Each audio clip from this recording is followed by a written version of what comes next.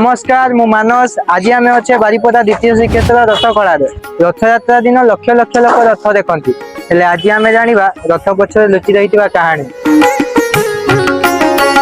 आपण हिसाब से रथयात्रा सब बड़ दृश्य कौन? मो हिसाब से रथयात्रा सबुठ भल दृश्य होची रथ टଣା। बहुत भल उत्तर भाई माने देले। एबे आसंतु रथ तैयारी करथिबा कारीगर मानक सह किछि कथा हेबा। भाई आपन को रथ तैयारी करिया पय केते परिश्रम लागे?